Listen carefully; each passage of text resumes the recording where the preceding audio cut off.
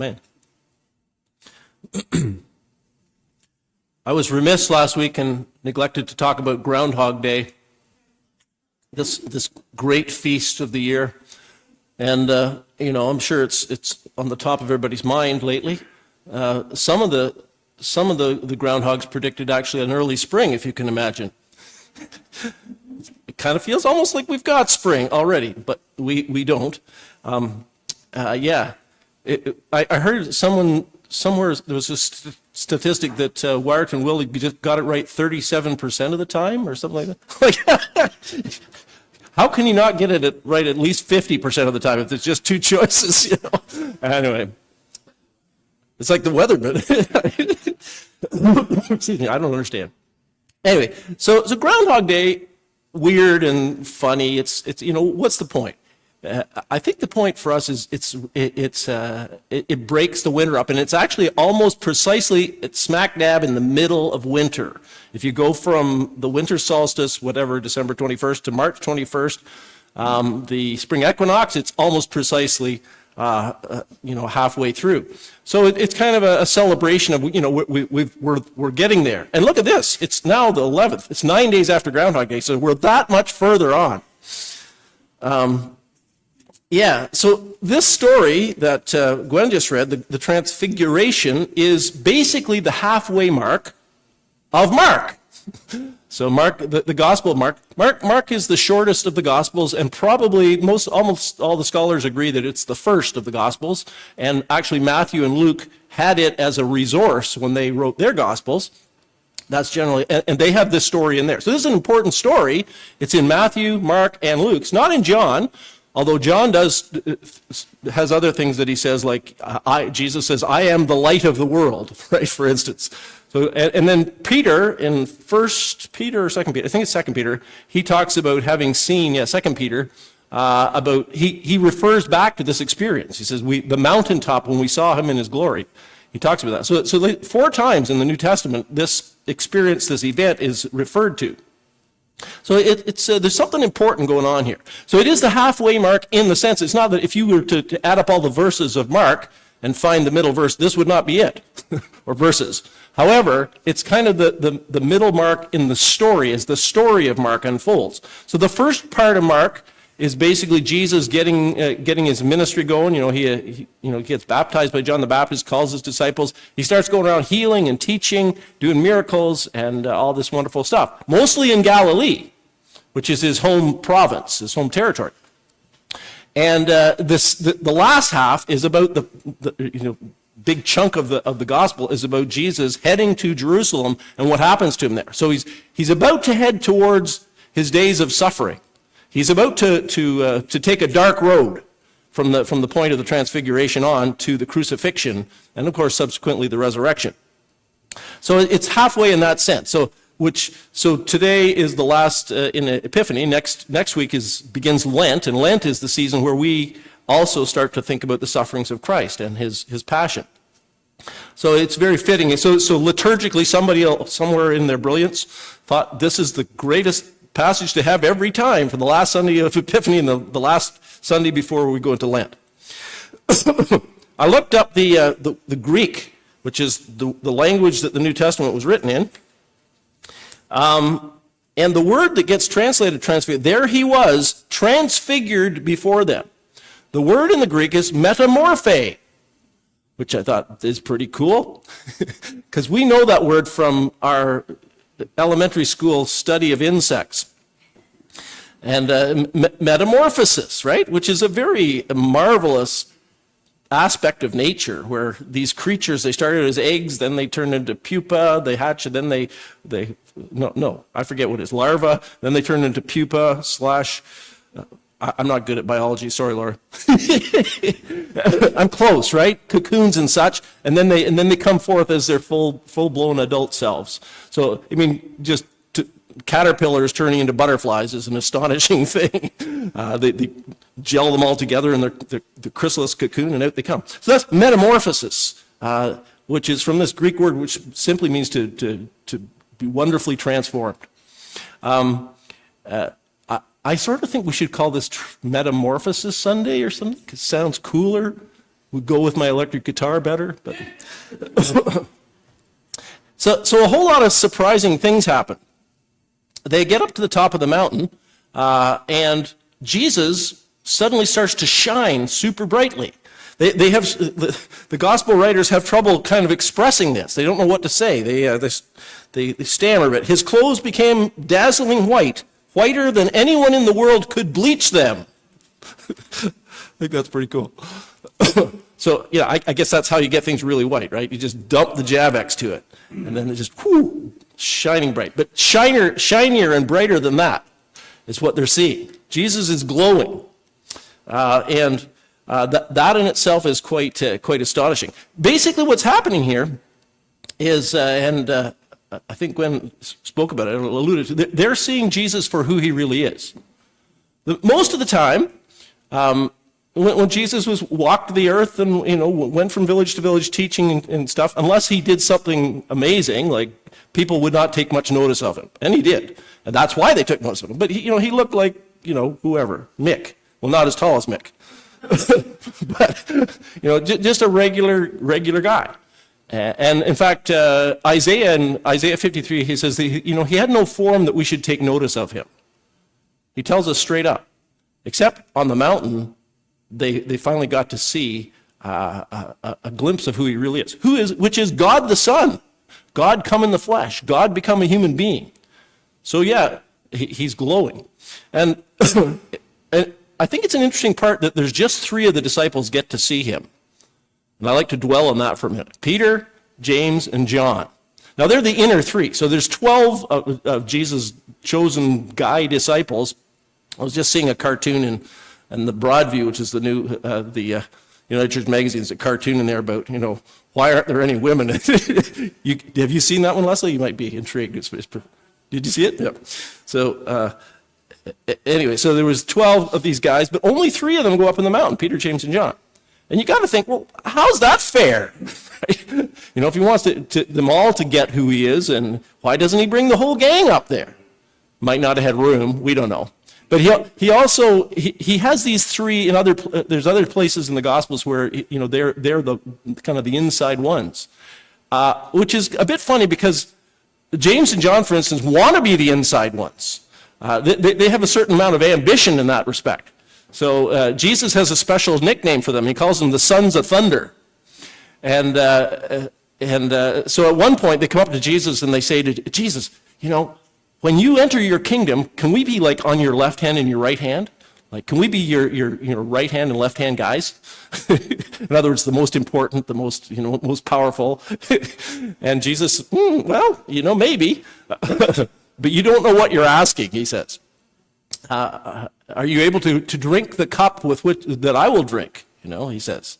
And then he goes on to explain to them. He says, well, it's okay to want to be leaders and to want to be up front. He says, but here's the thing. Whoever wants to be greatest among you must be the least of all and the servant of all.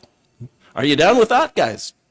So that's John and James. Then there's Peter, who is, actually does be essentially the leader of the 12, but he's always like going to be up front. He's like, I'll do it. Walking on the water, I want to try.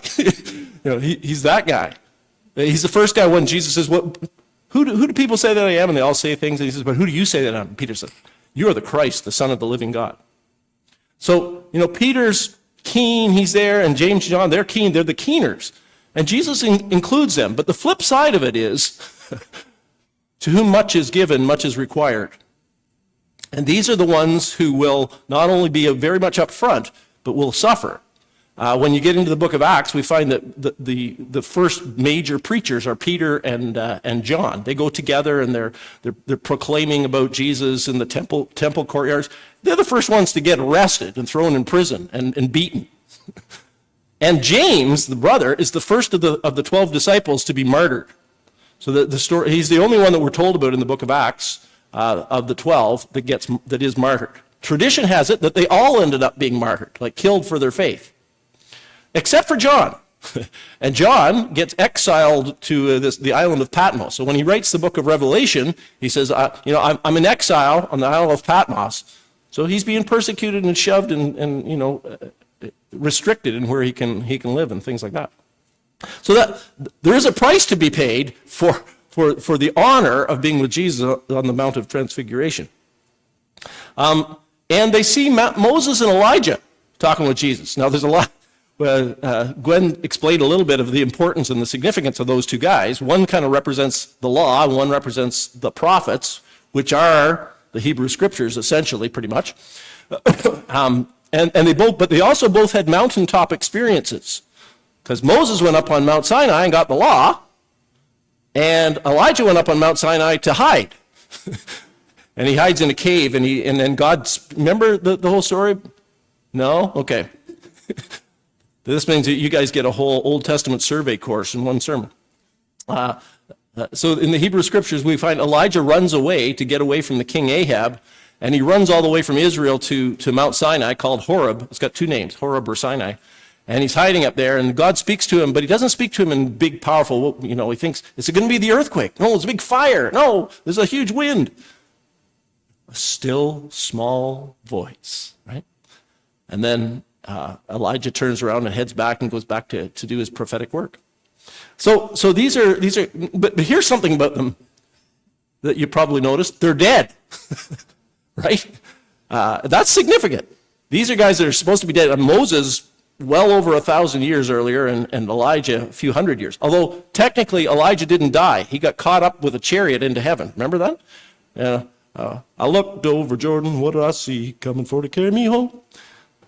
Anyway. Elijah went off to heaven in a flaming chariot. And Elisha became his successor. So there. So these guys are significant guys, super in the minds of Jesus' companions, the Jews of his day. That would be a pretty big deal. How did they know it was Moses and Elijah? I don't know. Maybe Jesus told them. Had a little introduction.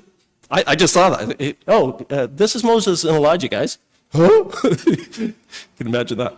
Anyway, so that happens. Weird stuff's going on. They're seeing these dead guys, which is part of the teaching here, is that to God, all of us, those that have gone before, are alive to him, which Jesus also mentioned somewhere else. So he is the Lord of the dead and of the living. And then they hear a voice. This is my beloved Son, which they've heard before. Remember at the baptism of Jesus, the voice came from heaven. This is my beloved Son, with whom I am well pleased. This time it says, this is my beloved Son. Listen to him. Listen to him. That's very key. So what's this all about? Why this experience? What's so important about it? There are many levels of it, layers, if you will, of meaning and significance and mystery going on here, and we don't really have time to look into hardly any of them. But one of the things that has struck me is I think that in part this was for Jesus' benefit. For Jesus' benefit. He's about to hold that dark road, to take the road to the cross. And he was completely human. We forget that sometimes. That although he is, God in the flesh, he's in the flesh. He's like us. He was tired, he was hungry, there were lots of pressures on him, lots of things that would cause many of us to falter and to be discouraged. And you'll see as you go through the Gospels, various things happen, like he'll go and spend time up in the hills with God just praying. He needed to do that. He needed a boost. And I think this was, to spend time up on this mountain talking with Moses and Elijah, having a chat. He's very, very personable, isn't he? Because everything with God is relational. And we see that the relationships here of the old and the new, the representatives of the old covenant, and Peter, James, and John, representatives of the new. But they're together. But this would be, an experience, you might even call it a mountaintop experience. In fact, I kind of suspect that the expression mountaintop experience comes from this passage, as do many of our expressions, things that we just are in common parlance. They come out of the Bible, like turn the other cheek, right? Or go the second mile, or like all that's things from what Jesus taught us and said. So So I think it was partly for his benefit and to give him, to strengthen him and prepare him and comfort him and just remind him of who he was and that God was with him before he went on that journey. And he needed that. And we do too. I think it's something that's common to us humans, that we need experience. The Christian faith is not just, a checklist of things that you're supposed to believe. It's the experience of knowing God. It's experiential at core. I mean, if it's relational, you can't have a relationship with God. You can't have a theoretical relationship with anybody. Relationships are personal and experiential. And that's what the Christian faith is really all about. I mean, we have there's a collectivity to it that is important because God is building community, but there's also a personal aspect to it, which means each and every one of us are meant to have a relationship with our God. And you can't have that without some kind of an experience of God, however that may be. And we need those from time to time. Maybe we'll never have, on the top of the mountain see Jesus glowing brightly, but we'll have something. Sometimes we're pretty confused and bewildered and things, and then other times God just gives us moments of clarity. Oh, okay. And I don't hope you've had that. Or assurance. Sometimes and then just the peace that God's in charge and things are okay. Blessed assurance, Jesus is mine. It's a great hymn like that. Peace that passes understanding, Scripture calls it. Joy, Jesus says, this is my command that you love one another so that your joy may be full. He wants us to have full joy. That's an experience. You guys have heard of John Wesley, right? I'll review John Wesley. So John Wesley and his brother Charles Wesley were 18th century British guys, English guys, who basically were the founders of what's called Methodism and the Methodist Church. Okay, but John originally started off as an Anglican priest, an Anglican minister, and at one point in his earlier days, he went off to America to preach the gospel without very much success. Nobody paid much attention to him. There wasn't much happening. He goes back to England.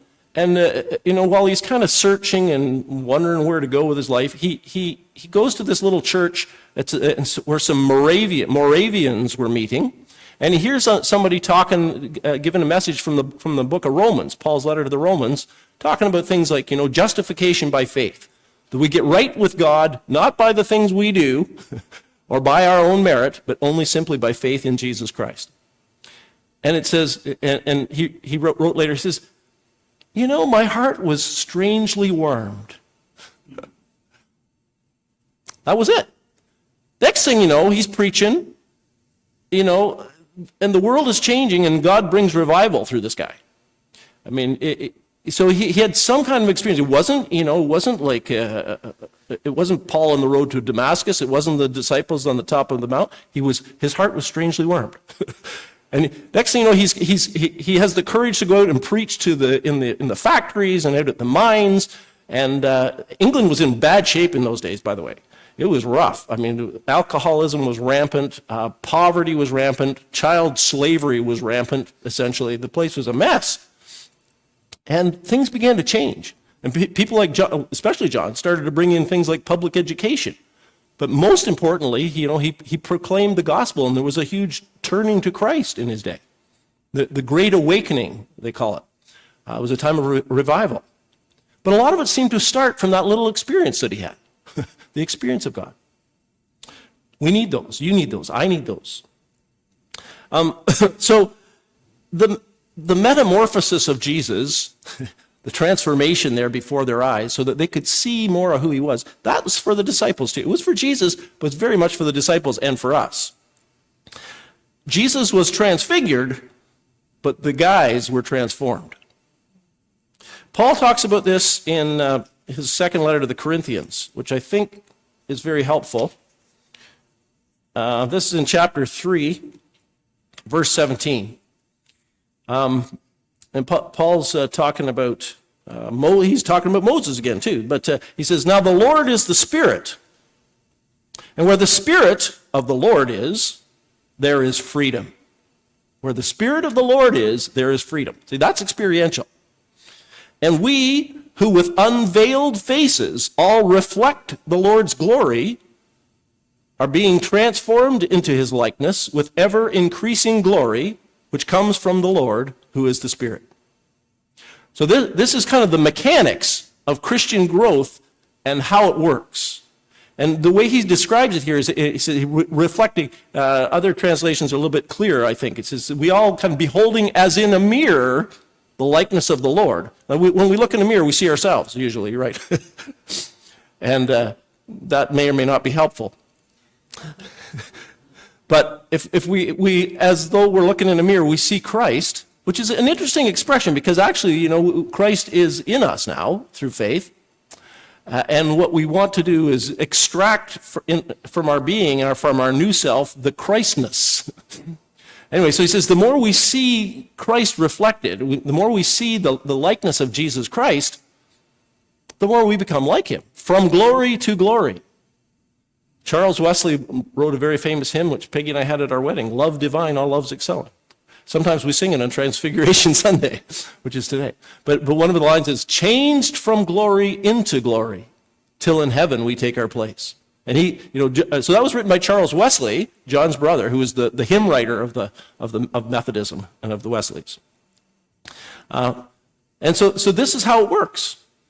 And this is why, as the disciples saw Jesus, saw more of him, they would have become more like him. That's just the way it happens.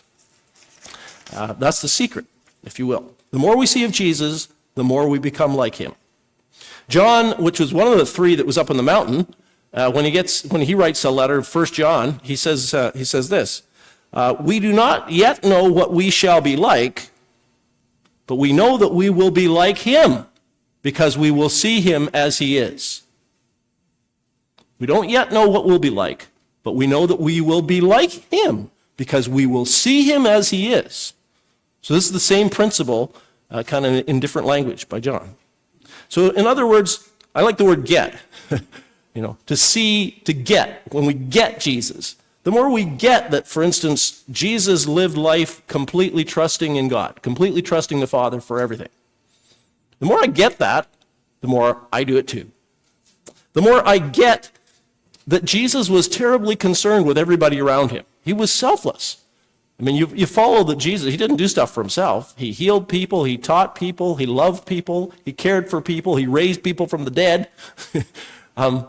The more we get that he was terribly concerned about the well-being of others around him, the more we do too. The more we become like that. The more we get that Jesus spent a lot of his life praying. Go up in the mountains, go up in the hills and pray. And that he was always teaching people to pray. The more we see the importance of prayer for Jesus, the more we become people of prayer. The more we see that Jesus was humble. I am meek and lowly of heart, he says. The more we see that, the more we get that, the more we too become humble. God transforms us that way. So a couple of lessons for Transfiguration Sunday.